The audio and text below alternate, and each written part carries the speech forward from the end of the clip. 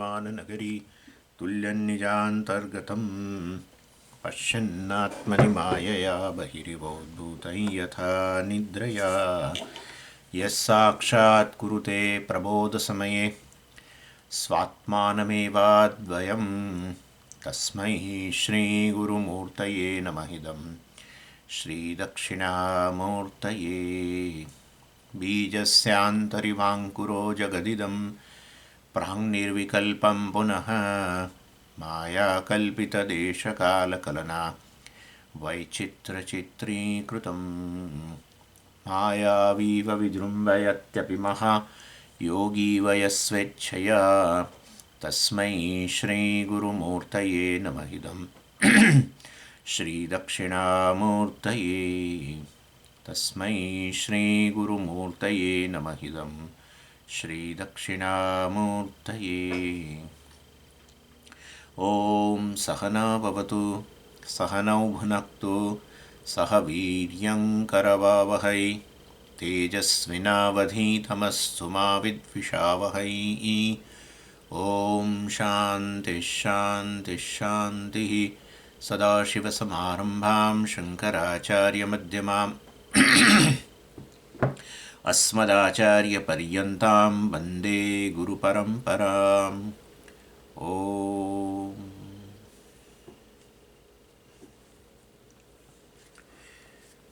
પંચદશીમાં 11મા અધ્યાયમાં આપણો 15મો શ્લોક 15-16 બંને જોયા, ખાલી વાંચીએ આપણે 15મા શ્લોકથી.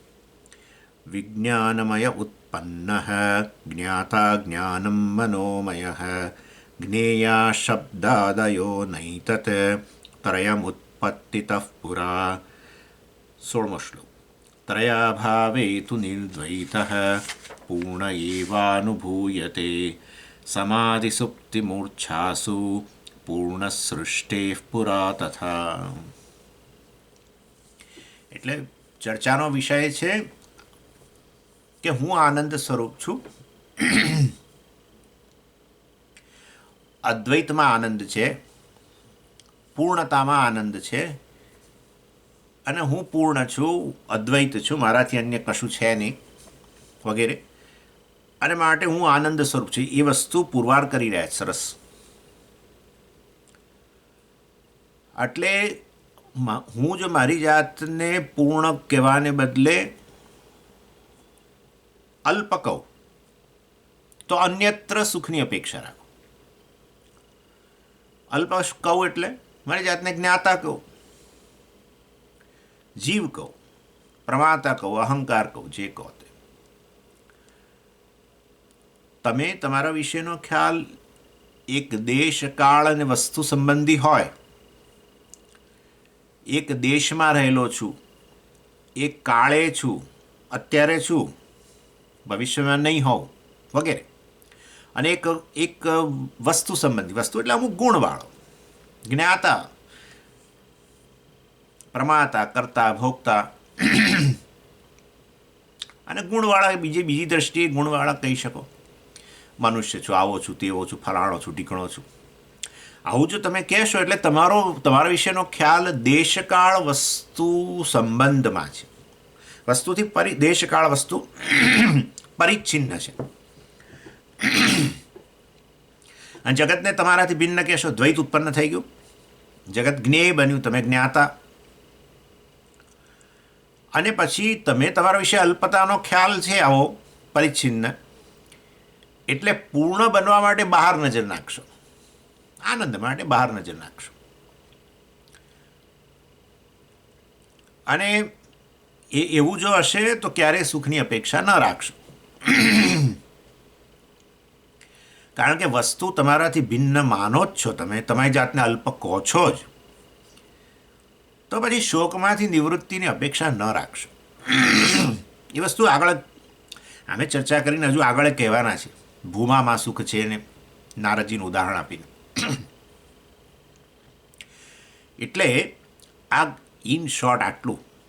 જ્ઞાતા, જ્ઞેય અને જ્ઞાન એ પ્રકારની ત્રિપુટી માનશો તમારા મનમાં. હું જ્ઞાતા છું, જ્ઞેય મારા કરતાં ભિન્ન છે, જ્ઞાતા જ્ઞેય આ જ્ઞાન વૃત્તિથી જોડાયેલા છે, આ બધો ભેદ માનશો દ્વૈત માનશો તો પછી સુખની અપેક્ષા ન રાખશો, કારણ કે તમે તમારી જાતને ભિન્ન માનો જ છો, અલ્પ માનો જ છો જ્ઞેય કરતા. એટલે ત્રિપુટી છે ત્યાં સુધી દુઃખ છે, એનો અર્થ એવો થયો ને, દ્વૈત છે ત્યાં સુધી દુઃખ છે. અને હવે પછી બતાવશે કે આ ત્રિપુટીથી રહિત સ્થિતિ જ્યારે હોય છે, તમે એવી અનુભવો છો પાછા, અને ત્યારે ખરેખર આનંદ જ હોય છે, એવું પણ કહેશે. એનીવે, એટલે અહીંયા 15મા શ્લોકની અંદર કહ્યું વિજ્ઞાનમય ઉત્પન્ન જ્ઞાતા જ્ઞાનમ મનોમય. જ્ઞાતા જ્ઞાન અને જ્ઞેય વસ્તુ શું છે એ બતાવે છે, અને કહે છે કે વાસ્તવમાં ત્રણે ત્રણ ઉત્પન્ન થયેલા છે તમારામાંથી. આ ત્રયમ જ્ઞાતા શું છે? વિજ્ઞાનમય. વિજ્ઞાનમય એટલે મેં તમને કહ્યું હતું ગઈ વખતે. આમ તો આ ચર્ચા થઈ છે સ્વામીજી, આ તો બધું થઈ ગયેલી ચર્ચા, પણ હું ખાલી યાદ કરાવું છું કારણ કે બહુ અતિ મહત્વની વસ્તુ છે આ તો. એટલે અહંકાર જે છે, અહમ વૃત્તિ, મતલબ અંતઃકરણમાં અહંકાર, અહમ વૃત્તિ જે ઉત્પન્ન થાય અજ્ઞાનને કારણે, અંતઃકરણને અહમ કેવું, બસ એને જ અહંકાર કહેવાય. આવું બોલીએ ખરા આપણે કે અંતઃકરણમાં અહમ વૃત્તિ, પણ અંતઃકરણને અહમ કેવું, અધ્યાસ થઈ ગયો. અથવા અંતઃકરણનો આત્મા પર અધ્યારોપ કરો, આત્માને અહંકાર, અહમ વૃત્તિ કેવું, અંતઃકરણ કેવું, મતલબ આત્માને અંતઃકરણ કેવું એટલે જ એ અહમ વૃત્તિ.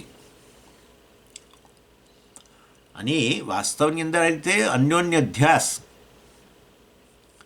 અને આ રીતે વાસ્તવમાં અહંકાર, અહમવૃત્તિ જે છે એ અંતઃકરણ છે, ચેતન બનતું બને. આવું પણ કેમ થયું? કારણ કે અજ્ઞાન. એને અહીંયા વિજ્ઞાનમય કહ્યું. આ જે છે એ વાસ્તવમાં જ્ઞાતા છે, પ્રમાતા. તમે અંતઃકરણને ચેતન બનતું કહ્યું, એની સાથે જ અને અહમવૃત્તિ જે ઉત્પન્ન થઈ એમાં પહેલો અધ્યાસ આ જ થાય, હું જ્ઞાતા છું તરત, કારણ કે ચેતન બનતું થયું ને, એટલે જાણનારો બની ગયો. ખરેખર જાણનારો નથી, નિત્ય સાક્ષી, પણ અંતઃકરણને અહમ કહેવાને કારણે જે અહમવૃત્તિ ઉત્પન્ન થઈ એમાં જે પ્રતિબિંબિત થયા અને અંતઃકરણને જ અહમ કહેવા લાગ્યા. એટલે ચેતન બનતું આ અંતઃકરણ જે છે એ જ હવે જ્ઞાન પ્રાપ્ત કરવાનો સોર્સ બની ગયો. પ્રમાતા, પ્રથમ અધ્યાસ પ્રમાતા, અહંકાર, પ્રમાતા, પછી કરતા ભોગતા બધું એ તો આવે પછી, કર્મેન્દ્રિયો સાથે તાદાત્મ્ય અધ્યાસ વગેરે. પહેલાં અંતઃકરણ સાથે, પછી ઇન્દ્રિયો સાથે, એમાં જ ભોક્તૃત્વ પણ. એનીવે, એટલે આ રીતે વાસ્તવમાં કયું વિજ્ઞાનમય ઉત્પન્ન જ્ઞાતા, અને આ રીતે ઉત્પન્ન થયેલો છે જ્ઞાતા, ઉત્પન્ન થયો ને. અને શેમાંથી? અહમમાંથી જ આવ્યો. અહમમાંથી જ અંતઃકરણ, અહમ એટલે એટલે મતલબ અહીંયા આત્મામાંથી, એમ અહમ એટલે આત્મામાંથી જ આ અંતઃકરણ આવ્યું ને આ અંતઃકરણનો અધ્યાસે થઈ ગયો અજ્ઞાનને કારણે, અને માટે જ્ઞાતા થઈ ગયા, ઉત્પન્ન. જ્ઞાનમ મનોમય હે, અને જ્ઞાન મનોમય, મનમાં જે પ્રકારની જ્ઞેયની વૃત્તિ, જ્ઞેય વિષયની જે વૃત્તિ જે બને જ્ઞેયના આકારની, ત્યારે જ્ઞાન થાય. અને માટે વાસ્તવની અંદર મનોમય જે છે એ શું છે? જ્ઞાન છે. જ્ઞાન મનમાં વૃત્તિ ઉત્પન્ન થયા વગર જ્ઞાન ન થાય. જ્ઞેય વિષયનું જ્ઞાન તમને ક્યાં થાય છે? મનમાં વૃત્તિ ઉત્પન્ન થાય તો, માટે જ્ઞાનને મનોમય કહેવાય. મનોમય એટલે મનમાં ઉત્પન્ન થતી વૃત્તિ, એ ન થાય તો જ્ઞાન ન થાય. કોને? પણ શેનું જ્ઞાન? જ્ઞેય વસ્તુનું. એટલે સમગ્ર અંતઃકરણ ચેતનવંતું બન્યું જ્ઞાતા. પછી અંતઃકરણની અંદર આ જ્ઞેય વગેરે વિષયની વૃત્તિ ઉત્પન્ન થાય. એમાં પછી હવે આ મન જે છે પાછું, મન હવે જ્ઞાતા બન્યું. એટલે એ મન, ચેતનવંતું મન, આ બહાર જઈને ઇન્દ્રિયો દ્વારા, જે તે ઇન્દ્રિય દ્વારા બહાર જઈને જે તે વિષયનું જ્ઞાન પ્રાપ્ત કરે. હવે ચક્ષુ દ્વારા બહાર જાય તો પછી વસ્તુનું દર્શન કરે, અને શબ્દ દ્વારા બહાર, કર્ણ દ્વારા બહાર જાય તો એ શબ્દ વિષયનું જ્ઞાન પછી એને થાય, શબ્દાકાર વૃત્તિ ઉત્પન્ન થાય. પેલી રૂપાકાર વૃત્તિ ઉત્પન્ન થાય, બધી વિવિધ વૃત્તિઓ ઉત્પન્ન થાય મનમાં. એ જ તો જ્ઞાન છે. એટલે જ્ઞાનમ મનોમય. એમ કહ્યું. અને જ્ઞેયા શબ્દાદય, શબ્દ સ્પર્શ રૂપ રસ ગંધ છે એ બધા જ્ઞેય છે. અને મેં તમને કહ્યું હતું આ વાસ્તવની અંદર એટલે આ વિષયો જે છે વાસ્તવમાં એને જ શબ્દ વગેરેને જ વિષયો કહી દઈએ છીએ આપણે. એનું કારણ એવું છે કે આપણે આકાશને અને શબ્દને ભિન્ન માનતા નથી.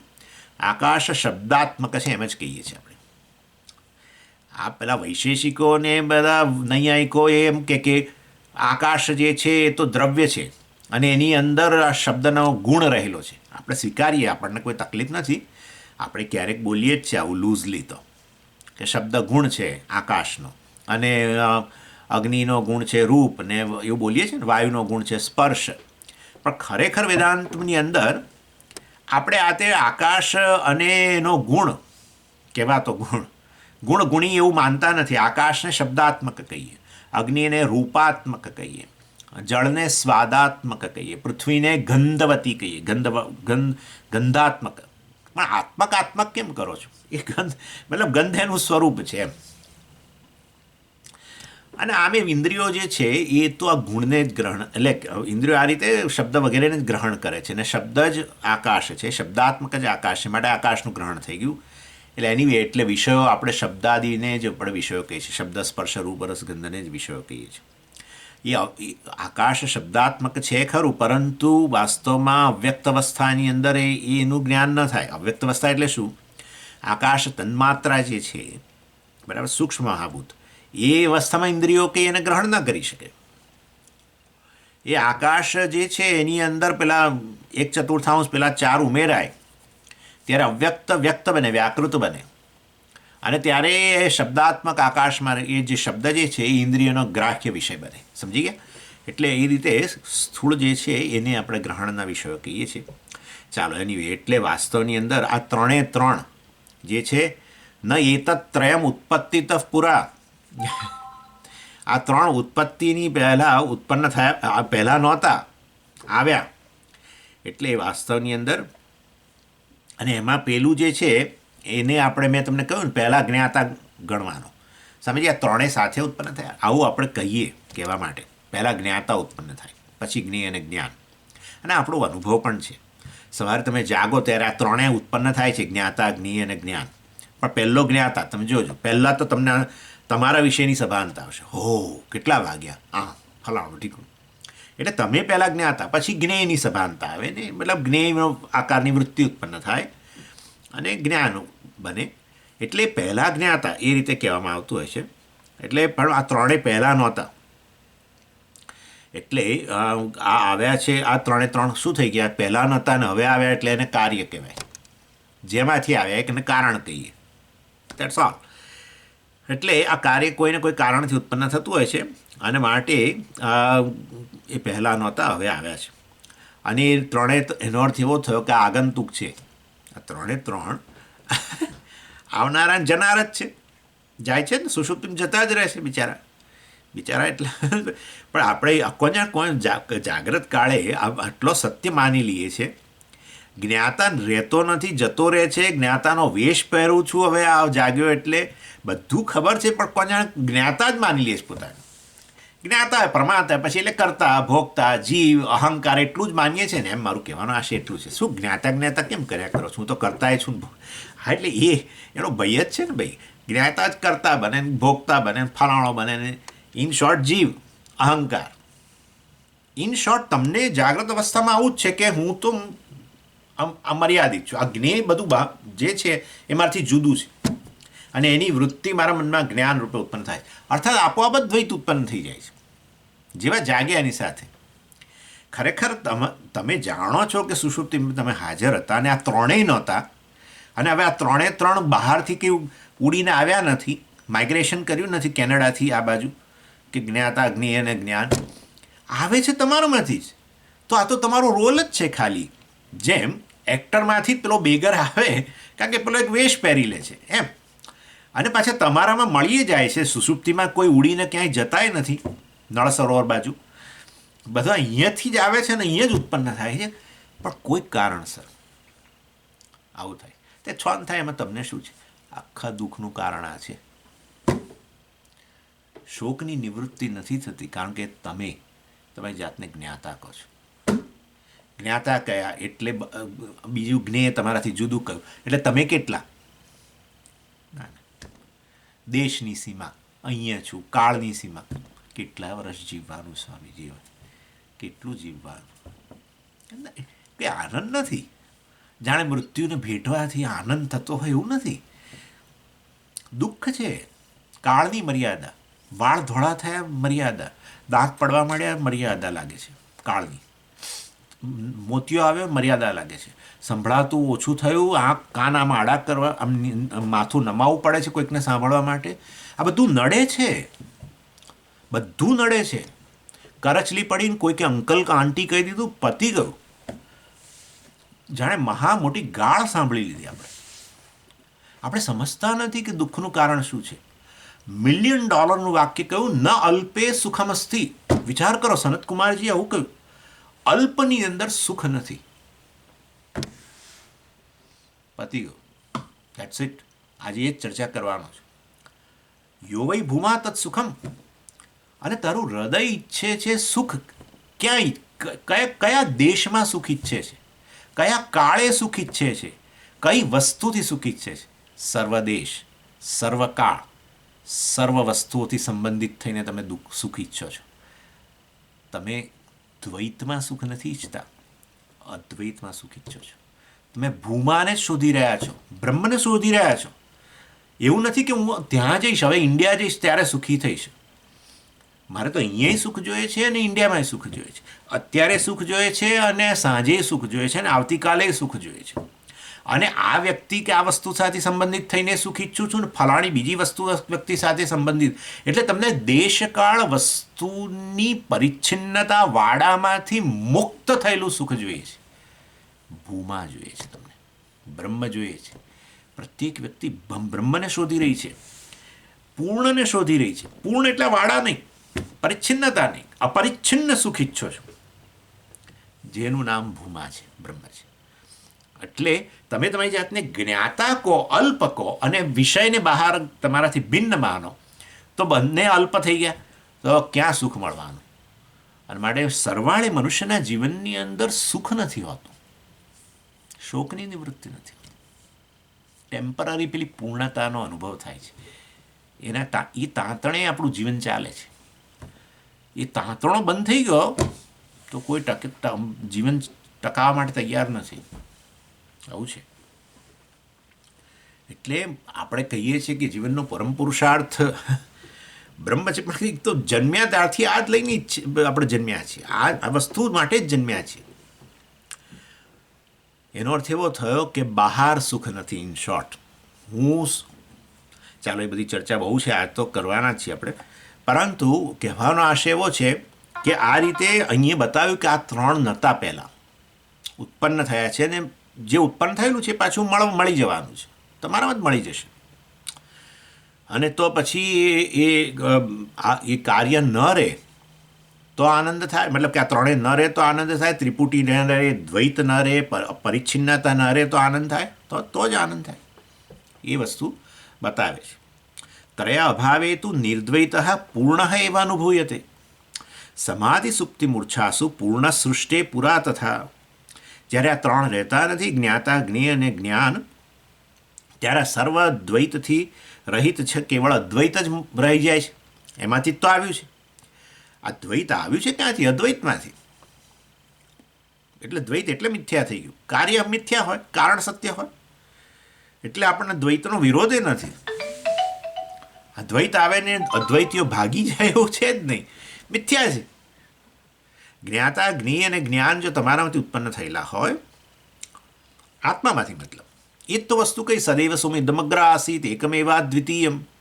આ એક અદ્વિતીય સતમાંથી જ આ બધું જગત આવ્યું, અર્થાત જ્ઞાતા, જ્ઞેય અને જ્ઞાન ત્રિપુટી આવી એમ. એટલે એનો અર્થ એવો થયો કે સત તો અદ્વૈત જ હતું, આ તો એમાંથી ઉત્પન્ન થયું. એટલે એમાં આ પ્રકારની અને દ્વૈત એટલે મેં તમને કહ્યું પ્રમાણે દેશકાળ વસ્તુની પરિચ્છિન્નતા, વાડા વગેરે, મર્યાદા વગેરે. અને એનો અર્થ એવો થયો કે જેમાંથી આવ્યું એવો એ આત્મા કે બ્રહ્મ જે છે વાસ્તવની અંદર કેવો છે? દેશકાળ વસ્તુની મર્યાદા વગરનો છે, અદ્વૈત છે, પૂર્ણ છે, મતલબ પૂર્ણ છે, અપરિચ્છિન્ન છે એમ કહેવાય. અને આ ત્રિપુટી નથી રહેતી ત્યારે પૂર્ણતા છે એ વસ્તુઓ આપણા અનુભવનો વિષય છે એમ કે છે. નહીં તો આ બધું કપોળકલ્પિત છે એમ કહેવામાં આવે. તમે કેવી રીતે કહી શકો કે આ બધું આવ્યું, ત્રિપુટી આવી એ પહેલાં અદ્વૈત હતું, પૂર્ણ હતું, બ્રહ્મ હતું, એવું તમે કેવી રીતે કહી શકો? અરે આપણા અનુભવનો વિષય છે. અને કઈ અનુભવો, કઈ કઈ અવસ્થા, કેવા પ્રકારના અનુભવો, એટલે કે સમાધિ, સુપ્તિ, મૂર્છાસુ. સમાધિ એટલે વાસ્તવની અંદર આ સમાધિ અવસ્થા, નિર્વિકલ્પ સમાધિની અંદર પણ આ પ્રકારનો નિર્વિકલ્પ સમાધિ એટલે મેં તમને કહ્યું ને, આપણે આપણી નિર્વિકલ્પ સમાધિ જરા જુદા પ્રકારની છે. આપણે કોઈક વસ્તુનું વાંચન કરતા હોઈએ ને ત્યારે પહેલાં તો દ્વૈત હોય છે, હું વાંચનારો છું અને આ વસ્તુ વાંચું છું એવી સભાનતા હોય છે. આ અત્યારે વાંચી રહ્યો છું, પછી પાછું મન આપણું બહાર જતું રહે. શરૂમાં તો એવું હોય, મન પાછું જાય, પાછું આવે, એટલે હજુ ધ્યાન બરાબર અંદર સ્થિર થયું નથી. પછી ધીરે ધીરે રસ પડ્યો ને એમાં મન સ્થિર થઈ ગયું. એટલે તોય હજુ સભાનતા છે કે આ સરસ સબ્જેક્ટ, આ વિષય બહુ સરસ છે, આ પુસ્તક બહુ સરસ છે અને હું એનો વાંચનારો છું ને હવે બરાબર ધ્યાનથી હું વાંચી રહ્યો છું, બધું એવી સભાનતા હોય છે. પછી તો એટલો બધો અંદર ગળાડૂબ, ખાસ કરીને આવી સસ્પેન્સ સ્ટોરી તમે વાંચો ને, આલ્ફ્રેડ હિચકોક, પેલો શું કોણ હતો પેલો, શાર્લોક હોમ્સની બધી નોવેલો આવતી હતી પહેલાં, એ તમે વાંચો ને તો તમને આમ એ બધું સસ્પેન્સ ધીરે ધીરે તમને એવા ખેંચી જાય અંદર, અને એને કારણે તમે એકદમ તન્મય બની ગયા. હવે તમને એ નથી ખબર કે હું વાંચનારો છું અને આ વાંચવાનો વિષય છે. ખાલી વાંચવાનો વિષય જ છે એ તમારા મનમાં છવાઈ ગયો, એ વિષય છવાઈ ગયો. તમે એ જે અંદર એની જે વાર્તા જે છે શાર્લોક હોમ્સને, આ ડિટેક્ટિવ પેલો, એની સાથ એ જાણે તમે જ બની ગયા એવું થઈ જાય. એટલે ન દેશની સભાનતા રહી, ન કાળની સભાનતા રહી, હું વાંચનારો, એ વાંચવાનો વિષય કશું ન રહ્યું. તમે જાણે કે તમે જ શાર્લોક હોમ્સ બની ગયા. અત્યારે એને જે થઈ રહ્યું છે અંદર સ્ટોરીમાં એ જાણે તમને જ થઈ રહ્યું છે. તો આ તો નિર્વિકલ્પક અવસ્થા આવી ગઈ. વાંચનારો, વાંચવાનો વિષય કશો ભેદ જ નથી. હવે એની સભાનતા જ ન રહે, એવી અવેરનેસ જ જતી રહે. આવું તો બહુ થાય છે. બધા કેટલાક લોકોને પેઇન્ટિંગના વિષયમાં થાય, કેટલાક લોકોને માં થાય, દરેકને જુદા જુદા વસ્તુમાં થાય. ઈશ્વર સિવાય બધે થાય આવું, ઈશ્વર માટે ન થાય.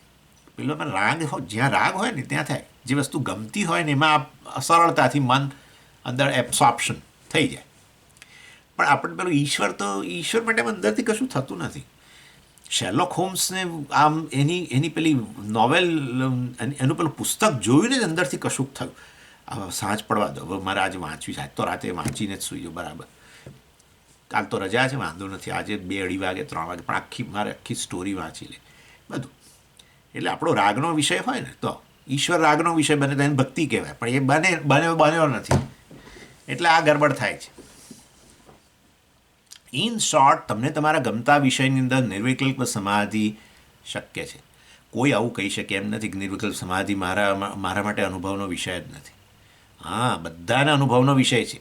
જ્યારે ધ્યાતા જે છે એ ધ્યેય વસ્તુની અંદર, જ્ઞાતા જ્ઞેય વસ્તુની અંદર જે પણ ગણો તે એ મળી જાય એટલે વિકલ્પ ન રહ્યા, દ્વૈત ન રહ્યું, પૂર્ણતા થઈ ગઈ, અદ્વૈત સ્થપાઈ ગયું. દ્વૈત ન રહ્યું તો શું રહ્યું? દ્વૈત ન રહ્યું તો શૂન્યતા રહી. આ શૂન્યતા છે. તમે બહાર આવો છો એમાંથી, અનુભવમાંથી જ્યારે બહાર આવો, કોઈ તમારા પત્ની કે કોઈ આવીને, કે પતિ આવીને, કેટલા વાગ્યા, ઊંઘવાનું નથી, કરી રીતે જાગી, 2:30 વાગ્યા, રાતના 3 વાગ્યા, ફલાણું. ઇન શોર્ટ, ત્યારે તમે બહાર આવો ત્યારે તમને ખબર પડી કે તમે આ પૂર્ણતાનો અનુભવ કર્યો. એટલે દ્વૈત જે હતું બધું એ પેલા અદ્વૈતમાં સમાઈ ગયું હતું, એ વખતે પૂર્ણતામાં સમાઈ ગયું હતું, અને આનંદ જ હતો, કેવળ આનંદ. એટલે નિર્વિકલ્પ સમાધિ જે છે, આપણે ચાલો આપણી યોગની, અષ્ટાંગ યોગની સમાધિ, એ લોકોને પણ આવો પૂર્ણતાનો અનુભવ છે. નિર્વિકલ્પ એટલે બધા વિકલ્પો, દ્વૈત, આને વિકલ્પ કહેવાય. જ્ઞાતા જ્ઞેય બધા વિકલ્પો, એ વિકલ્પો શાંત થઈ ગયા. એટલે પૂર્ણ એવા અનુભૂય તે, એટલે દ્રષ્ટાંત આપે છે, જુઓ કે આ જ્ઞાતા ત્રિપુટી નથી રહેતી તો કેવો આનંદ આવે છે. સમાધિમાં આનંદ આવે જ છે ને, એ તો આ વિષય છે આપણો. 11મા અધ્યાયનો વિષય શું છે? બ્રહ્માનંદે યોગાનંદ. યોગ એટલે સમાધિ. સમાધિમાં જે આનંદ જે છે, આ બ્રહ્માનંદ છે, બતાવી રહ્યા છે. એટલે આપણો અનુભવનો વિષય. આપણે જુદી રીતે અનુભવનો વિષય, યોગીને જરા જુદી રીતે, એ અષ્ટાંગ યોગ દ્વારા છે વટે. એટલે નિર્વિકલ્પ સમાધિમાં કોઈ દ્વૈતનું ભાન નથી હોતું. અને અર્થાત ત્યારે જાણે કેવળ હું હોઉં છું. યોગી માટે તો અર્થાત આત્માનું પૂર્ણ દર્શન, અનુભવની દ્રષ્ટિ. અને આવું એ બની શકે કે એને જ્ઞાન પ્રાપ્ત કર્યું હોય ને એ નિર્વિકલ્પ સમાધિમાં જાય છો. એટલે એ રીતે વાસ્તવની અંદર એમ કે જો હું કેવો અદ્વૈત સ્વરૂપ છું એવી એની સભાનતા હોય છે. હું આ જાણી જોઈને બોલું છું કારણ કે હવે હું એને સરખાવવાનો છું સુષુપ્તિ સાથે. સુષુપ્તિને સમાધિ લગભગ સરખી છે, લગભગ સરખી, બધી પૂર્ણ રીતે સરખી નહીં.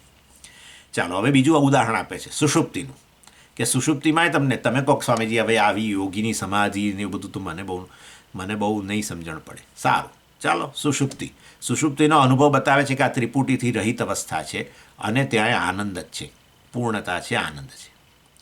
એટલે આ આપણી ગાઢ ઊંઘની અંદર પણ આ જ્ઞાતા જ્ઞેય અને જ્ઞાન કશું હોતું નથી, અને કશું તમને મતલબ એની કોઈ સમાનતા જ નથી.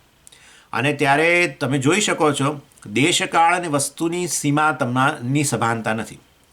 સમજી, દ્વૈત છે કેવી રીતે ખબર પડે? આ તમારી સભાનતા હોય તો, દેશની સભાનતા હોય, કાળની સભાનતા હોય કે કોઈ વસ્તુની સભાનતા હોય તો દ્વૈત છે, ત્રિપુટી છે, નક્કી થઈ ગયું. એટલે આ તમને અહીંયા કે ત્યાં, જુઓ સુષુપ્તિની અંદર આવો અનુભવ નથી થતો. કેવો અનુભવ નથી થતો? અહીંયા કે ત્યાં, અત્યારે કે પછી, અથવા તો વાસ્તવમાં આ કે તે, કશો અનુભવ નથી. સમજી ગયા? અહીંયા કે ત્યાં એટલે કે દેશની સભાનતા નથી. અહીંયા છું કે ત્યાં છું કે એવું કશી સભાનતા નથી, મતલબ દેશની સભાનતા નથી. જો અત્યારે મને દેશની સભાનતા છે, હું અહીંયા છું, તમે તમારા ઘરમાં છો, કે તમે ભારતમાં છો, હું અહીંયા અમેરિકામાં છું, છે ને સભાનતા. ભલે બોલીએ નહીં, એની જુદી વસ્તુ છે, પણ સવાય સભાનતા. તો માનો કે ત્રિપુટી હાજર છે, દ્વૈત હાજર છે. એટલે સુષુપ્તિમાં અને જાગ્રતમાં ભેદ છે. અહીં કે ત્યાં સુષુપ્તિમાં સભાનતા નથી, જાગ્રતમાં છે. અત્યારે કે પછી, મતલબ અત્યારે આ સમય છે અને પછી મારે પેલું કામ, મતલબ એ પ્રકારનું. એટલે એ કાળની સભાનતા, અત્યારે કે પછી. અને આ કે તે, હું આ છું અને તે નથી, વગેરે વગેરે. એ બધું આપણે જાણીએ જ છીએ. હું સ્વામી છું, અત્યારે જાગ્રત કાળે તો ખબર હોય. સુષુપ્તિમાં એવી એ સભાનતા નહીં, હું સ્વામી છું, આ તે ફલાણું. એટલે વાસ્તવમાં અહીંયા કે ત્યાં, આ કે તે અને અત્યારે કે પછી એ સભાનતા ન હોય તો એનો અર્થ કે દેશ કાળ અને વસ્તુની સભાનતા ન રહી તો પછી ત્રિપુટી નથી, દ્વૈત નથી, તો પછી શૂન્ય છે. શૂન્ય છે, સુષુપ્તિમાં શૂન્ય છે. તો સવાર ઉઠીને શું કરવા બોલો છો કે હું તો આનંદથી સૂતો? મતલબ હાજર તો હતા તમે, ત્રિપુટીથી રહિત તમે હાજર હતા. તો ત્રિપુટી દ્વૈતથી રહિત તમે કેવા હો? તમે આ કોમન સેન્સ કહી શકો મને. ત્રિપુટીથી રહિત તમે દ્વૈતથી રહિત કેવા હો તમે? અદ્વૈત. એમાંથી જ તો આવ્યું સવાર જાગ્યા એટલે આ જ્ઞાતા જ્ઞેય બધું. એમાં સુષુપ્તિમાં જ્યારે ઊંઘી ગયા ત્યારે આ જ્ઞાતા જ્ઞેય અને જ્ઞાન ત્રણેય એમાં જ લય પામી ગયા. એટલે એ કાર્ય છે. એટલે ત્રિપુટી એટલે એમ કહેવા માગે છે કે પૂર્ણતાની અંદર, અદ્વૈતની અંદર સુખ રહેલું છે, એમ કહેવાનો આશય છે. અને ઊંઘમાં તમને અનુભવ છે આનંદનો, એટલે સવાર ઉઠીને કહો છો કે મને ખૂબ આનંદ. તો સામેજી હું આનંદ સ્વરૂપ છું, પૂર્ણ છું, અદ્વૈત છું વગેરે, તો મારે હવે તમારો ક્લાસ આ પંચદશીને ભરવાની જરૂર નથી. બહુ સારું, પણ તમને ઊંઘની અંદર આવું આટલો સ્પષ્ટ અનુભવ છતાં પાછું પેલું અજ્ઞાની છે, ત્યાં કારણ શરીર છે ને. હા, એટલે કારણ શરીરની હાજરીને કારણે એ કારણ શરીર બિચારું એ ઉપાધિ હાજર છે, માટે વાસ્તવની અંદર તમને જ્ઞાન નથી. એટલે ઊંઘની અંદર પાછું આવો અનુભવ પણ છે કે હું કશું જાણતો નહોતો, હું આનંદથી સૂતો. એ પણ તમે કહ્યું મર્યાદા વગરનો હું આનંદથી સૂતો, પૂર્ણ હતો. એટલે મતલબ કોઈ મર્યાદા નથી મારી દેશકાળ વસ્તુની, એ તમે ઇનડાયરેક્ટલી કહ્યું. અને હું કશું જાણતો નહોતો એ પણ કહ્યું, મતલબ કે અજ્ઞાન હાજર હતું. એટલે વાસ્તવની અંદર હવે તમને સરખાવું, નિર્વિકલ્પ સમાધિ અને આ સુષુપ્તિમાં આટલો જ ભેદ છે. નિર્વિકલ્પ સમાધિની અંદર દાખલા તરીકે એક વ્યક્તિ આવું અને જ્ઞાન હોય કે હું પૂર્ણ છું, આવું જ્ઞાન ગુરુજી પાસે પ્રાપ્ત કર્યું હોય, નિર્વિકલ્પ સમાધિ બસ એમ જ અનુભવ, તો એ વ્યક્તિ હું સર્વ વિકલ્પોથી રહિત છું એવી એને સભાનતા હોય. કેવળ આત્મા છું, સર્વ વિકલ્પોથી રહિત છું, પૂર્ણ છું એવી સભાનતા સમાધિમાં એવો અનુભવ કરે. નિર્વિકલ્પ સર્વ વિકલ્પો શાંત થઈ જાય અષ્ટાંગ યોગ દ્વારા. અને ઊંઘની અંદર હું પૂર્ણ છું છતાં પણ વાસ્તવ એ અનુભવે છે, પણ છતાંય અજ્ઞાન હોય. સમજી ગયા? એટલે ભેદ સમાધિ અને સુષુપ્તિમાં આટલો જ છે કે વાસ્તવની અંદર સમાધિમાં તમને સભાનતા છે કે હું પૂર્ણ છું, જ્યારે સુષુપ્તિની અંદર તમે પૂર્ણ છો, આનંદ સ્વરૂપ છો, એવી અદ્વૈત છો, પણ સભાનતા નથી હોતી. અજ્ઞાન. આનંદમય કોષ કહી શકો. આનંદમય કોષ એટલે શું? આનંદને આવૃત કર્યો આ કારણ શરીરે. એટલે કારણ શરીરને આનંદમય કોષ કહ્યો. કોષવત આચ્છાદકત્વાત કોષ. કોષ એટલે આપણે પેલી મ્યાન કહીએ ને, તલવાર જેમ મ્યાનમાં મૂકી દો પછી તલવાર કેવી છે તમને ખબર ન પડે. તલવાર છે એટલી ખબર પડે, પણ તલવાર કેવી છે ન ખબર પડે, કારણ કે આ મ્યાન જે છે જેને કોષ કહેવાય એને જાણ ઢાંકી દીધી. એવી રીતે આત્માના આનંદનો અનુભવ તમે કરો, પણ વાસ્તવમાં હું આનંદ સ્વરૂપ છું એ વસ્તુ જે છે એ આપણને ખબર ન પડે, કારણ કે આ કારણશીલ અજ્ઞાન હાજર છે. માટે જાગ્રત અવસ્થાની અંદર જ્ઞાન પ્રાપ્ત કરીને એ અજ્ઞાનની નિવૃત્તિ કરવી પડે. ત્યારે તમે કહો કે હા હું આનંદ સ્વરૂપ છું, પૂર્ણ છું. એમાંથી જ આ જ્ઞાતા જ્ઞાન જ્ઞેય આ આખું દ્વૈત ઉત્પન્ન થાય છે અને એમાં જ લય પામી જાય છે. હું કારણ છું.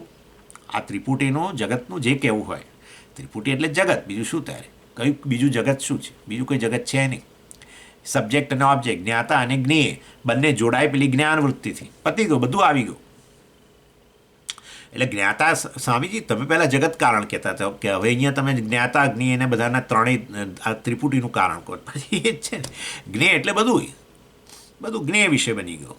અને તમે જ્ઞાતા અને જ્ઞાતા જ્ઞેય સબ્જેક્ટ ઓબ્જેક્ટ જોડાય જ્ઞાન વૃત્તિથી. ચાલો એનીવે, એટલે આ બીજી અવસ્થા એ તમારા અનુભવની અવસ્થા કે પૂર્ણતામાં આનંદ છે. આ ત્રિપુટીથી રહિત અવસ્થામાં આનંદ છે, દ્વૈતથી રહિત અવસ્થામાં આનંદ છે, અદ્વૈતમાં આનંદ છે. એ તમારા અનુભવનો જ વિષય છે. એ નિર્વિકલ્પ સમાધિ હોય, તમે કહો નિર્વિકલ્પ સમાધિ મારા માટે શક્ય નથી, માટે હું નહીં સ્વીકારું, કંઈ નહીં, તો આ રોજે રોજનો તમારો અનુભવનો વિષય ઊંઘ વગેરે પણ છે. ત્રીજી અવસ્થા છે મૂર્છા. આ ચર્ચા મેં ગઈ વખતે નથી કરી, પણ હવે આજે કહી દઉં છું. એટલે આ મૂર્છા જે છે, જ્યાં સુષુપ્તિમાંથી તમે ઉઠો ને ત્યારે તો આપણે કહીએ કે હું બહુ આનંદથી સૂતો, પણ મૂર્છામાંથી બહાર આવો ને ત્યારે તમે એવું નથી કહેતા હું આનંદથી બેભાન બની ગયો હતો, એવું નથી કહેતા, આનંદથી બેભાન બન્યો હતો. એટલે બહુ દુઃખ થયું એવું પ્રકારની લાગણી હોય છે. એટલે અને આપણે જોઈએ શકીએ છીએ, કદાચ એ વ્યક્તિ ન કે જે બેભાન બને છે, પણ નથી. તમે જોજો પેલી ઘણા લોકોને પેલી આપણે પેલી કહીએ ને પેલી ફીટ આવતી હોય છે, એવું થતું હોય છે ને, ઘણા પેલી ખેંચ આવે ને બધું, એટલે ઘણીવાર મોંમાંથી ફીણ નીકળે ને શરીર અકળાઈ જાય ને આ બધું આવું જુઓ છો. એનો અર્થ કે બેભાન અવસ્થાની અંદર આ જ્ઞાતા જ્ઞેય એ તો છે જ નહીં, નેચરલી બેભાન તો જ કહીએ, સભાનતા ન હોય. એટલે જ્ઞાતા જ્ઞેય અને જ્ઞાન કશુંની સભાનતા નથી, ત્રિપુટી નથી, છતાં પણ વાસ્તવમાં ત્રિપુટી નથી તો માટે સુખ છે એવું તમે સ્વામીજી ન કહી શકો. હા, બરાબર છે તમારી વાત. ત્રિપુટી નથી તો આ વાસ્તવમાં તો આવી બેભાન અવસ્થાની અંદર પણ દુઃખ છે. એટલે અવિદ્યાની બે વૃત્તિઓ ગણવામાં આવે છે. અવિદ્યા જે છે, અવિદ્યા હોય તો એમાંથી સુખાકાર વૃત્તિ આવે, જેમ કે સુષુપ્તિ. પણ અવિદ્યા હોય, અવિદ્યા અજ્ઞાન તો છે જ આ બેભાન બનેલા વ્યક્તિમાં, અને દુઃખાકાર વૃત્તિ પણ ઉત્પન્ન થાય. એટલે ઊંઘ અને મૂર્છામાં આટલો ભેદ છે. ઊંઘમાં પણ અવિદ્યા છે, આ બરાબર અજ્ઞાન છે, પરંતુ સુખાકાર વૃત્તિ છે, કારણ કે હું સુખેથી સૂતો એમ કહું છું. જ્યારે બેભાનમાં બનીને બહાર પછી સભાન બનો ત્યારે કહું કે મને બહુ દુઃખ થયું, એટલે મેં દુઃખાકાર વૃત્તિ છે બેભાન અવસ્થામાં. આટલો ભેદ ગણી લેવાનો. ઇન શોર્ટ, આ ત્રિપુટીથી રહિત અવસ્થા જે છે, આપણે પહેલાં બે દૃષ્ટાંત ગણવાના, આપણી સુષુપ્તિનું અને નિર્વિકલ્પ સમાધિનું. નિર્વિકલ્પ સમાધિ જવા દો તો એ વાંધો નહીં, સુષુપ્તિ તો બહુ નેચરલ વસ્તુ છે, જેમાં તમે આ જાણો જ છો કે હું સુખેથી સૂતો, ત્રિપુટી ગેરહાજર હતી, હું જ હતો કેવળ, અને મારી કોઈ દેશકાળ વસ્તુની સભાનતા હતી નહીં, અને માટે હું ત્યાં જ્ઞાતા હતો રૂપે હાજર હતો એવું પણ ન કહી શકું. અહીંનો કે ત્યાંનો કે આ કે તે કે અત્યારે કે પછી આવી કોઈ સભાનતા નથી દેશકાળ વસ્તુની, અને માટે પૂર્ણતાનો અનુભવ હતો. પરિચ્છિન્નતા નહોતી દેશકાળ વસ્તુની, એવા વાડા નહોતા. ચાલો, એનીવે, એટલે આ રીતે આ વસ્તુ અહીંયા કહેવામાં આવે છે. અને નિર્વિકલ્પ સમાધિ ઓફકોર્સ તમે વ્યક્તિ યોગી હોય, આવું જ્ઞાન પ્રાપ્ત ન કર્યું હોય તો એ સમાધિમાંથી બહાર આવવાનો જ છે, અને વળી પાછું તો એને દ્વૈતનો જ અનુભવ થવાનો, એટલે એને ગમતું નથી પછી. કાકા આવો અનુભવ થાય ને, નિર્વિકલ્પ સમાધિમાં સર્વ વિકલ્પોથી રહિત તમે તમારો અનુભવ કરો, પૂર્ણતાનો અનુભવ કરો, પછી એને જ્યારે પાછું સમાધિમાંથી વ્યુત્થાન કહે, એને સમાધિમાંથી બહાર આવ્યો ત્યારે પેલું અજ્ઞાન તો હાજર જ હતું, એટલે અજ્ઞાનને કારણે વળી પાછું દ્વૈત દર્શન કરે. જગતના દર્શન કરવા જુદી વસ્તુ છે, દ્વૈત દર્શન હું જુદો પેલું જુદું, પાછું એનું એ છે. જેવું આપણે ઊંઘમાં થાય છે એવું યોગીને આ રીતે સમાધિમાંથી બહાર આવે થાય. ઊંઘમાંથી આપણે બહાર આવીએ ત્યારે એ જ થાય છે ને, હું જુદો ના જગત જુદું ને. એ પાછો કકળાટ શરૂ થયો સ્વામીજી, આ સવાર પડીને એમ કે એ શરૂ થાય. આવું બોલે છે કેટલાક લોકો, સ્વામીજી આ સવાર પડીને પાછો કકળાટ શરૂ થાય. બધું હવે કે સવાર પડે ને ધમા ચકડી મચી જતી હોય ઘરમાં, એવું એ બને. પરંતુ મૂળ તો દ્વૈતમાં દુઃખ છે. હું જુદો એ જુદા, એ મને સંભળાવે છે, મારે સાંભળવું પણ ફલાણું ઢીકણું. આ બધું કંઈ પણ તમારાથી અન્ય વસ્તુ લાવ્યા ને એટલે મુશ્કેલી શરૂ થઈ ગઈ. એટલે વાસ્તવની અંદર આ બધા દ્રષ્ટાંતોથી, એટલે કહેવાનો આશય એવો છે અનુભૂયતે. અહીંયા એવું કહ્યું, શું કહે છે, પૂર્ણ એવા અનુભૂયતે, પૂર્ણતાનો અનુભવ. એટલે હવે સમજજો તમે, પૂર્ણતાનો અનુભવ છે બરાબર છે, પૂર્ણતાનું જ્ઞાન નથી. તો હવે સમજીએ, જાગ્રત કાળે હું પૂર્ણતાનું જ્ઞાન મેળવું તો આ મેળવો ને, તે પૂર્ણતાનું જ્ઞાન એટલે પૂર્ણ વસ્તુનું જ્ઞાન ને. હા, પૂર્ણ વસ્તુનું જ્ઞાન. તો મનની અંદર જે વૃત્તિ ઉત્પન્ન થાય એનો વિષય પૂર્ણ બ્રહ્મ હોવો જોઈએ ને સ્વામીજી. હા, એ હોવો જોઈએ. એટલે તો પછી જેવી રીતે આ વસ્તુ તમે કહો છો સ્વામીજી જ્ઞાન મનોમય છે, અનુજ્ઞાન ત્યારે જ થાય, આ જ્ઞેય વસ્તુ છે, એનું જ્ઞાન ત્યારે જ થાય કે જ્યારે એના આકારની વૃત્તિ ઉત્પન્ન થાય મનમાં, બરાબર? તો પછી હું કહું કે આ વસ્તુને હું જાણું છું. તો હવે આ પૂર્ણતાનું જ્ઞાન તમે કહો છો પ્રાપ્ત કરવું જોઈએ. અનુભવ તો છે પરંતુ જ્ઞાન નથી. ઊંઘની અંદર અનુભવ થયો પૂર્ણતાનો, આનંદનો, અદ્વૈતનો મને અનુભવ થયો, પણ જ્ઞાન નથી. અને તમે કહો છો જાગ્રત કાળે એનો જ્ઞાન પ્રાપ્ત કરીને જ્ઞાન પ્રાપ્ત કરવું જોઈએ. સુષુપ્તિમાં અજ્ઞાનને કારણે તમે જાણી ન શક્યા કે તમે પૂર્ણ છો. ચાલો, બધું બરાબર, પણ મારે જ્ઞાન પ્રાપ્ત કરવું તો પૂર્ણને હું વિષય કેવી રીતે બનાવું વૃત્તિનો? પણ કોણ કહે છે તમે વિષય બનાવો? કોણ કહે તમે બનાવો? તો પછી મારે કેવી રીતે પૂર્ણ વસ્તુ, તમારી વૃત્તિ જે છે મનની અંદર વૃત્તિ કેટલી સૂક્ષ્મ, કેટલી અલ્પ, એ અલ્પનો વિષય, અલ્પ વસ્તુ વૃત્તિ એ પૂર્ણને વિષય તો બનાવી જ ન શકે. આ તો આ અપૂર્ણ છે, અધૂરી છે, મતલબ કે મતલબ પરિચ્છિન્ન છે, માટે એને તમે વૃત્તિ એના આકારની બની જાય. પરંતુ પૂર્ણને કેવી રીતે વૃત્તિ વ્યાપી જાય? એ તો શક્ય જ નથી. તો પછી એનો અર્થ કે પૂર્ણનું જ્ઞાન જ ન થાય, બ્રહ્મનું જ્ઞાન ન થાય, આત્મજ્ઞાન ન થાય. ના, અજ્ઞાનમાંથી જે પેલી ત્રિપુટી અજ્ઞાનને કારણે જે ઉત્પન્ન થયેલી છે ને, એ વાસ્તવમાં એ ત્રિપુટી કે દ્વૈત જે છે એને સત્ય માનવાને બદલે અજ્ઞાન નિવૃત્તિ થવાને કારણે એ ત્રિપુટીને તમે શું માનો છો? મિથ્યા. બસ આટલું, કે આ જ્ઞાતા, જ્ઞાન અને જ્ઞેય જે છે એ વાસ્તવમાં ત્રિપુટી સત્ય નથી. એ તો કાર્ય છે, મારામાંથી જ ઉત્પન્ન થયેલી છે, મારામાં જ સમાઈ જાય છે, મિથ્યા છે. એટલે અજ્ઞાન નિવૃત્તિ એટલે દ્વૈત નિવૃત્તિ. જ્ઞાતા, જ્ઞાન અને જ્ઞેય દ્વૈતની, અર્થાત હું જ્ઞાતા નથી અને આ જ્ઞેય નથી અને આ જ્ઞાન નથી, તો પછી કોણ છે? એક જ આત્મા છે. આ પ્રકારે એટલે એને પૂર્ણતાનું જ્ઞાન કહેવાય. બ્રહ્મજ્ઞાન એટલે અખંડાકાર વૃત્તિ આપણે કહીએ છીએ ને, અખંડાકાર એટલે આવો ખંડ ન રહ્યો, દ્વૈત ન રહ્યું. તમે એવું ન માનતા કે વૃત્તિનો વિષય બ્રહ્મ બને, કદી શક્ય નથી એ વસ્તુ. એટલે ઘણા લોકો બિચારા વૃત્તિનો વિષય બનાવવા જાય છે. જેવો તમે વિષય બનાવો એટલે એ તો જડ થઈ ગયું. બ્રહ્મને પ્રકાશિત કરો છો, વૃત્તિ પ્રકાશિત કરવાનો પ્રયત્ન કરો છો વૃત્તિ દ્વારા. જ્યારે આપણે કહીએ છીએ તું બ્રહ્મ છું, અર્થાત હું જ્ઞાતા નથી, દેટ્સ ઓલ. એટલે હું જ્ઞાતા નથી તો પછી આ જ્ઞેય નથી. અર્થાત જ્ઞાતા જ્ઞેય નથી મતલબ કે એ તો કેવળ સપાટી પરનો જ ખાલી અનુભવ છે, મિથ્યા છે, અનુભવાય છે પરંતુ મિથ્યા છે. ખરેખર જ્ઞાતા અને જ્ઞેય નામની વસ્તુ નથી. એને જોડનાર જ્ઞાન વૃત્તિ પણ બ્રહ્મ છે, જ્ઞેય પણ બ્રહ્મ છે, જ્ઞાતા પણ બ્રહ્મ છે. આ અખંડાકાર વૃત્તિ થઈ. એના દ્વારા તમે પેલી દ્વૈતની નિવૃત્તિ કરી. એટલે અજ્ઞાન નિવૃત્તિ અને એમાંથી ઉત્પન્ન થતું દ્વૈત એટલે કે ત્રિપુટીની નિવૃત્તિ આ રીતે એને બ્રહ્માકાર વૃત્તિ કહેવાય. That's all. હું પૂર્ણ છું, આ જે કાંઈ છે એ હું જ છું, વગેરે વગેરે વગેરે. સમગ્ર જગતનું કારણ હું છું, એટલે આ જ્ઞેય વસ્તુ પણ હું છું. આ મનમાં જે જ્ઞાન વૃત્તિ ઉત્પન્ન થઈ છે એ પણ હું છું. આ અંતઃકરણ જે છે, અંતઃકરણને હું જ વ્યાપીને રહેલો છું. અંતઃકરણ પણ મારામાંથી જ આવેલું છે. સમગ્ર જગત એટલે હું જ્ઞાતા નથી, બ્રહ્મ છું. જ્ઞાતા, જ્ઞાન અને જ્ઞેય વાસ્તવમાં જે આ વ્યવહાર કાળે દેખાય છે જાગ્રત અવસ્થામાં કે ઇવન સ્વપ્ન અવસ્થાની અંદર પણ એ ત્રણ મારામાંથી જ ઉત્પન્ન થાય છે અને મારામાં જ લય પામે છે. મિથ્યા છે કાર્ય હોવાને કારણે, અને બ્રહ્માકાર વૃત્તિ કહેવાય. તમે બ્રહ્માકાર વૃત્તિ એટલે જેમ પેલી પેનાકાર વૃત્તિ ઉત્પન્ન થાય અને પેનનું જ્ઞાન થાય એમ બ્રહ્મને, વૃત્તિનો વિષય બ્રહ્મને બનાવે છે. અરે બ્રહ્મ તો પૂર્ણ છે. વૃત્તિ હંમેશા વ્યાપી જાય ત્યારે જ્ઞાન થાય ને. વૃત્તિ અને આકારની મન અને વ્યાપી જાય તો જ્ઞાન થાય ને. તો મન પૂર્ણ વસ્તુને કેવી રીતે વ્યાપે? એટલે સમજો આ બ્રહ્માકાર વૃત્તિ જે છે એમાં કેટલાય લોકો બિચારા ગૂંચવાઈ જાય છે. એટલે વૃત્તિનો વિષય બનાવે છે. અરે પણ આ તો વિષયની વાત થાય છે, વિષય બનાવવાની જરૂર જ નથી.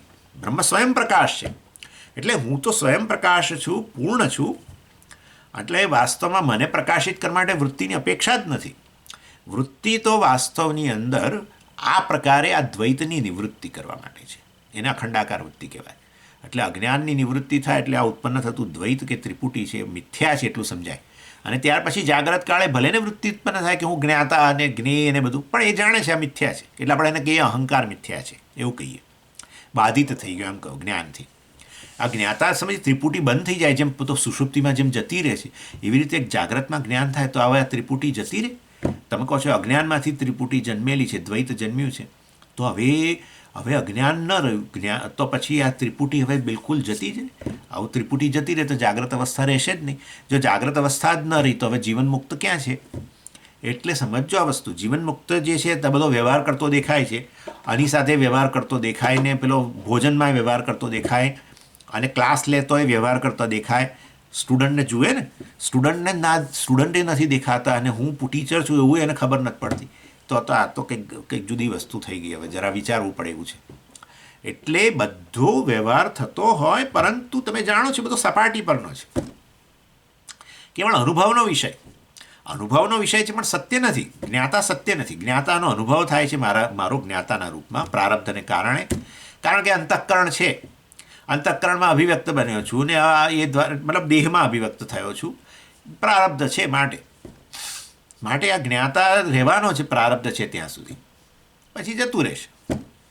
સુષુપ્તિમાં એ જ થાય છે ને, પ્રારબ્ધનું સસ્પેન્શન થાય છે. તો જ્ઞાતા, જ્ઞેય અને ત્રિપુટી જતી રહે છે ને, અને આનંદનો અનુભવ થાય છે. પરંતુ પ્રારબ્ધનું ખાલી સસ્પેન્શન થયું છે, હજુ પ્રારબ્ધ પૂરું થયું નથી. પ્રારબ્ધ પૂરું થશે તો આ દેહ સાથેનો સંબંધ એ જશે, તો પછી જ્ઞાતા હું અભિવ્યક્તિ નહીં થાઉં. અને અભિવ્યક્તિ થવું અંતઃકરણમાં એને જ તો આપણે જ્ઞાતા કહો. જ્ઞાતા એ નહીં રહે. એ વિદેહ મુક્તિ, એ જુદી વસ્તુ છે. જીવન મુક્તિ કાળે વાસ્તવની અંદર આ જ્ઞાતા, જ્ઞાન અને જ્ઞેય ત્રિપુટી રહે, પણ ત્રિપુટી મિથ્યા છે, દ્વૈત મિથ્યા છે એવું આપણને સમજાઈ જાય. બસ આ સમજાવવું એનું નામ જ જ્ઞાન છે. એટલે ભલે અનુભવના સ્તરે રહેવું, આ વિષયો બધા દેખાય અને હું એનો જ્ઞાતા છું એવું પણ લાગે, પરંતુ એને સત્ય ન માને. બસ હું બ્રહ્મ છું, હું જ વિષયોના રૂપમાં છું, જ્ઞેય વિષયોના રૂપમાં, હું જ જ્ઞાનવૃત્તિના રૂપમાં છું, અને હું જ જ્ઞાતાના રૂપમાં છું. આ ત્રણ ભાસે છે મારે કારણ કે હું સ્વયં પ્રકાશ છું. અને આ ત્રણેયનું અસ્તિત્વ મારે કારણે છે, કારણ કે એ ત્રણેય મારામાંથી આવેલા છે. હું કારણ છું. કાર્યનું અસ્તિત્વ કારણને આભારી હોય. સમજી ગયા? એટલે આ બ્રહ્માકાર વૃત્તિ વગેરે વસ્તુ બહુ ક્લિયર રાખજો. બ્રહ્માકાર વૃત્તિ લોકો બિચારા સ્ટ્રગલ કરે છે. વૃત્તિનો વિષય બ્રહ્મને બનાવે, પણ બ્રહ્મ વિષય બને એમ જ નથી. અને વિષય બનાવવાની જરૂર નથી. આ વિષય બનાવનારો જે છે એ બ્રહ્મ છે. અને માટે સર્વ વિષયો મિથ્યા છે, જે વિષયો બ્રહ્મ જ છે. સર્વનું અસ્તિત્વ મને આભારી છે, સર્વ ભાસે છે મારે કારણે. એવી રીતે સર્વ વિષયો એટલે જ્ઞેય વિષયો. એવી રીતે જ્ઞાતા પણ વાસ્તવમાં ભાસી રહ્યો છે આ આત્મા કે બ્રહ્મને કારણે. જ્ઞાતાના રૂપમાં હું ભાસી રહ્યો છું બ્રહ્મને કારણે. હું વાસ્તવમાં બ્રહ્મ છું, આત્મા છું. જ્ઞાતાનું અસ્તિત્વ મને આભારી છે વગેરે. અને આ જ્ઞાતા, જ્ઞાન અને જ્ઞેય બધું અંતઃકરણ જ છે. બીજું શું છે? શું અંતઃકરણ? હા, બધું. અને અંતઃકરણ જ મારાથી અભિન્ન છે. અંતઃકરણ મિથ્યા છે. અંતઃકરણમાં અભિવ્યક્ત થવું છું ત્યારે આ ત્રણ વસ્તુ આવે છે. વાસ્તવમાં હું આ ત્રણેયનો સાક્ષી છું. ક્યાં આવું સમજ ક્યાં જોયું હતું? આપણે 10મા અધ્યાયમાં જોઈ ગયા. 10મા અધ્યાયમાં આ જ જોયું હતું. શાનો 10મો અધ્યાય? પંચદશીનો 10મા અધ્યાયમાં આપણે જોયું હતું. હવે તો બહુ સમજી બહુ ટાઈમ થઈ ગયો. કંઈ નહીં, પણ આટલું તો યાદ તો કરાવું ને તમને. ચાલો, એટલે વાસ્તવની અંદર સમગ્ર જગત મિથ્યા છે. જાગ્રત અવસ્થા પૂરી મિથ્યા થઈ ગઈ. જ્ઞાતા જ્ઞાન અને જ્ઞેય, બરાબર? જાગ્રત અવસ્થા જ્ઞાતા જ્ઞાન અને જ્ઞેય, સપનાવસ્થા હા મિથ્યા. અને સુષુપ્તિમાં ત્રણેય જતા રહ્યા. ત્યારે ખબર પડી કે હો, હું તો અધિષ્ઠાન છું, હું જ્ઞાતા નથી. એ જતા રહ્યા એ લોકો ગયા, પણ હું રહ્યો. હા, મારે મારામાંથી જ આવ્યા હતા જ્ઞાતા જ્ઞાન અને જ્ઞેય. જાગ્રત પુરુષ પણ મારામાંથી આવ્યો હતો, સપન પુરુષે મારામાંથી આવ્યો હતો, અને કહેવાતો સુષુપ્ત પુરુષે મારાથી અભિન્ન છે. સમજી ગયા? એટલે આ ત્રણ અવસ્થાઓનો જે સાક્ષી એ હું છું. કેવળ ચૈતન્ય, પૂર્ણ, અદ્વૈત, આ બધું એક જ શબ્દો છે, સમજો. અદ્વૈત એટલે પૂર્ણતા, દ્વૈત એટલે પરિચ્છિન્નતા, અલ્પતા. અને માટે અલ્પતા એટલે દુઃખ, અને પૂર્ણતા એટલે સુખ. That's it. કેવી રીતે પૂર્ણતામાં સુખ? આ ત્રણ અવસ્થાઓ, બે અવસ્થાઓ તમને કહી દીધી, અને એમાં સુષુપ્તિ પૂરતી છે. અને એ સિવાય જાગ્રતમાં પણ મેં નથી કહ્યું, પરંતુ મેં આ ચર્ચા ઓલરેડી નૈષ્કર્મ્ય સિદ્ધિમાં કરી ચૂક્યો છું કે જ્યારે આનંદનો અનુભવ થાય ત્યારે પૂર્ણતાનો જ અનુભવ છે. બસ આટલું. હવે એ તમારે દાળવડા ખાતા હો ત્યારે, કે ફલાણું ખાતા હો, કે કંઈક અનુભવતા હો ત્યારે તમારે જાતે જોવાની જરૂર છે. રાગદ્વેષને કારણે શું થાય છે? બહિર્મુખતા હોય છે. એટલે પેલો વિષયનો ભોગવૃત્તિને કારણે આ વસ્તુ આવતી જ નથી મનમાં. રાગદ્વેષ એવો પડદો પાડી દે છે કે અનુભવની અંદર ખરેખર મારી જ પૂર્ણતા અભિવ્યક્ત થાય છે. ગઈકાલે જોયું ને આપણે તૈત્તિરીયમાં. એટલે હું આ ચર્ચા બહુ જ વાર રિપીટ કરીને કહું છું, કારણ કે મનુષ્યના જીવનનું એકમાત્ર લક્ષ્ય સુખ છે. બીજું કશું ને જોઈતું જ નથી. એને સુખ જોઈએ છે બસ. એ ભૂમાની શોધમાં ફરી રહ્યો છે. પ્રત્યેક ક્ષણેને સુખ જોઈએ છે, પ્રત્યેક જગ્યાએ સુખ જોઈએ છે, અને પ્રત્યેક વસ્તુના સંપર્ક માત્રથી એને સુખ જોઈએ છે. એ શબ્દ હોય, સ્પર્શ હોય, રૂપ હોય, રસ હોય, ગંધ હોય, કોઈ વ્યક્તિ હોય, સર્વત્ર એ સુખ જ શોધે છે. એ અપરિચ્છિન્ન સુખ શોધી રહ્યો છે. એ અપરિચ્છિન્ન સુખ જે છે એને જ પૂર્ણતા કહીએ છીએ, એને જ બ્રહ્મ કહીએ છીએ, એને જ અદ્વૈત કહીએ છીએ. દ્વૈત એટલે ખંડ, પરિચ્છિન્નતા. ઇન શોર્ટ, એટલે સમજવાની જરૂર છે કે એ હું છું, મારાથી અન્ય નથી. એ વસ્તુ હવે તમને કહું. જુઓ, પૂર્ણતા અને આનંદ ખરેખર એક જ વસ્તુ કેમ કહીએ છીએ આપણે? કારણ કે દુઃખ છે ને એ દ્વૈત અને દુઃખ જોડે જાય છે, અને અદ્વૈત એટલે કે પૂર્ણતા અને સુખ જોડે જાય છે. એવું છે. કોઈ પણ વ્યક્તિને તમે જ્યારે દુઃખી જુઓ ને આમ, તો તમે હંમેશા પૂછો છો ભાઈ શું થયું, શું કારણને લીધે તમે દુઃખી છો. પરંતુ સામાન્ય રીતે તમે કોઈ વ્યક્તિ સુખી હો તો પૂછતા નથી. અને મને આનંદ સામાન્ય, દાખલા તરીકે હું હવે આ ક્લાસ લેતા લેતા કદાચ આવું સ્માઇલ આપ્યા કરું, તો તમે રોજ પૂછતા નથી. સમજી, મારે એક પ્રશ્ન છે, શું તમે કેમ આમ સ્માઇલ કેમ આપો છો તમે આવું આના વખતે? હવે એને મારે શું કારણ કહેવું? તમે મને કહો. તમે સુખ માટે કોઈને કારણ પૂછતા નથી ફોન કરીને કે તમે આનંદમાં કેમ રહો છો, આવું પૂછતા નથી. પણ દુઃખી થયું હોય તો તમે યાદ રાખો, મારે ફોન કરવો જોઈએ. મારે ફોન કરવો જોઈએ. કયા કારણે દુઃખી છે? અને કોઈ કારણને લીધે દુઃખી હોય, મતલબ કે કારણ અન્ય વસ્તુ છે, અને દુઃખી એ કારણને લીધે દુઃખી થનારો જુદો છે. તમે કહો કે ફલાણા કારણને લીધે હું દુઃખી છું, એટલે મતલબ હું દુઃખી નથી, બીજું કંઈક છે જેના કારણે દુઃખી છું. દ્વૈત આવી ગયું આપોઆપ. અને દ્વૈત આવ્યું એટલે અલ્પતા આવી ગઈ ને, બરાબર ને? દ્વૈત હોય તો અલ્પતા આવી જ ગઈ. એટલે કોઈ વ્યક્તિ આનંદમાં હોય તો તમે જાણીને સ્વાભાવિક સ્થિતિ ગણો છો. કોઈ વ્યક્તિ દુઃખી હોય તો તમે એના કારણની તપાસ કરો છો અથવા પૂછો છો. અને કારણ વાસ્તવમાં એ કારણને લીધે વ્યક્તિ દુઃખી થઈ રહી છે. કારણ એનાથી અન્ય છે માટે દુઃખી થઈ રહી છે. જો કારણ એનાથી અન્ય ન હોય તો એ સદાય દુઃખી રહેવો જોઈએ, પણ એવું નથી. તમે પૂછો છો કે કઈ વસ્તુ બની તમારા જીવનમાં, કે શું થયું, કે કોઈ વ્યક્તિ છે, ફલાણું છે, ઢીકણું છે, જેના કારણે તમે દુઃખી છો વગેરે. એટલે એના કરતાં અન્ય છે વસ્તુ નક્કી થઈ જાય છે. અને આ રીતે વાસ્તવની અંદર ખરેખર તો દુઃખી થઈએ ત્યારે દ્વૈત રહેલું જ છે.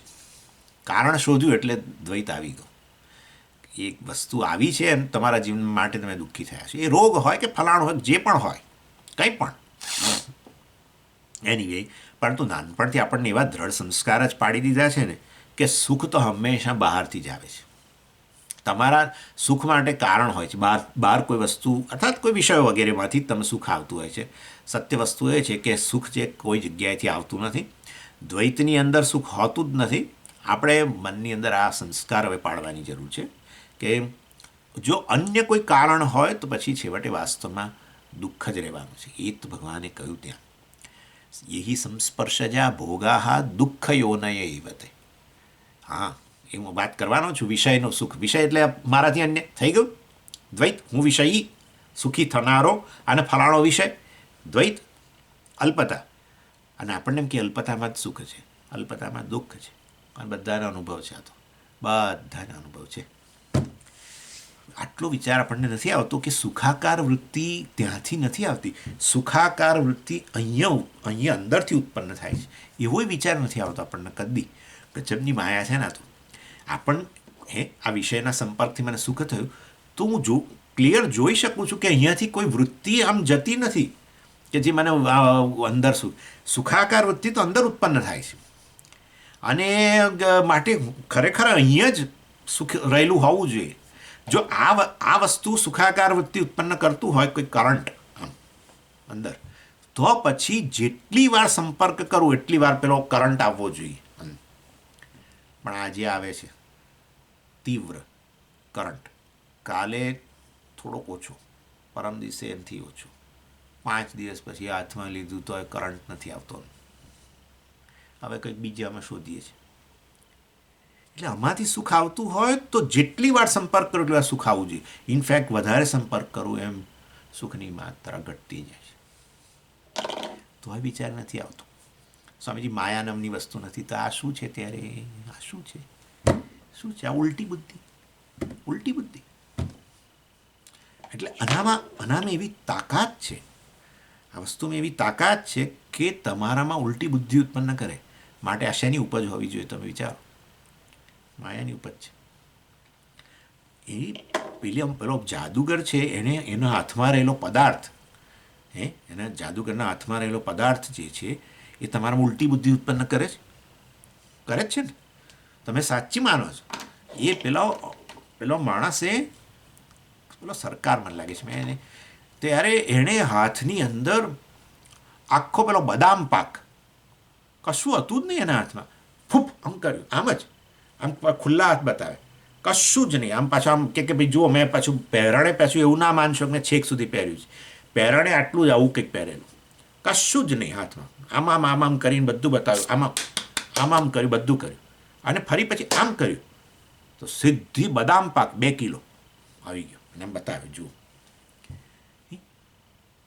મને તો મોંમાં પાણી આવી ગયું કે પણ કહેવાનો છે એવું છે એ વસ્તુ જે ખરેખર નથી, એણે તમારામાં ઉલટી બુદ્ધિ ઉત્પન્ન કરી. માટે આપણે જાદુગરને માયાવી કહીએ છીએ. એની માયા છે એવું કહીએ છીએ. That is how it is.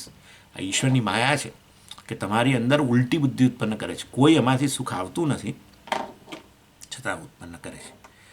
અને માટે જે પૂર્ણ છે એ જ સુખ છે. તો વાત તો બરાબર છે, પણ તમે આ બધું કહો છો પણ ક્યાંક શાસ્ત્રમાં આધાર છે? હા છે. યો ભૂમાસ સુખમ નાલ્પે સુખમ ત્રેધા વિભેદિની સનત્કુમાર પ્રાહૈવમ નારદાયાતિ શોકિને. આવી ગયું. યો ભૂમાસ સુખમ ન અલ્પે સુખમ. અને હું તમને ઉદાહરણ આપું છું આનું. જુઓ કે કેવું અલ્પમાં સુખ નથી અને પૂર્ણતામાં સુખ છે. જુઓ, પૂર્ણ હોય છે એ સુખ છે. પૂર્ણ અને અદ્વૈત એક જ વસ્તુ છે, સમજવાનું. હા, પૂર્ણ એટલે મતલબ એનાથી અન્ય કશું નહીં, મતલબ દ્વૈત નહીં. That's it. હવે પાછું એ મારે ન સમજાવવું, એ અપેક્ષા આટલી તો હું રાખું તમારી પાસે કે પૂર્ણતા એટલે અદ્વૈત એવું કેવી રીતે? પૂર્ણતા એટલે શું? એનાથી અન્ય કશું નહીં, તો જ પૂર્ણ કહેવાય ને. તો એનાથી અન્ય ન હોય તો પછી મતલબ દ્વૈત નહીં. એટલે પૂર્ણતા, અદ્વૈત, આ બધું વારે વાર હું ન બોલું તો પણ તમારે સમજી જવાનું. હું પૂર્ણ બોલું, તમારે અદ્વૈત સમજી જ લેવાનું.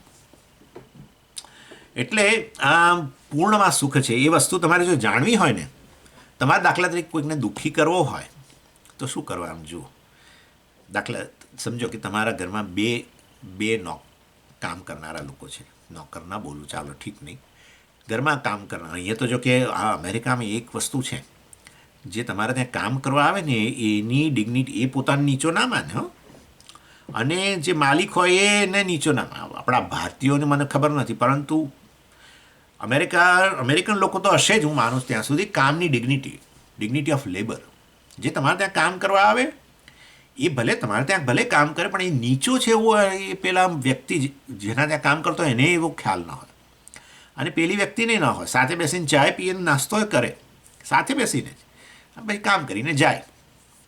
ઇન શોર્ટ કહેવાનો આશય એ છે, પરંતુ માનો આપણા ભારત દેશની અંદર કે તમારા ત્યાં 2 જણા કામ કરે છે, અને કામ કરતા હોય એમાં એકનું કામ તમને લાગે, તમે જુઓ છો કે હું અહીં હાજર હોઉં ને ઘરમાં તો જ એ કામ કરે છે, બાકી થોડું આમ શું છે ને કે લાપરવાહી છે ને એવું બધું તમને લાગે, મતલબ કે એ કામચોર છે એવું લાગે તમને.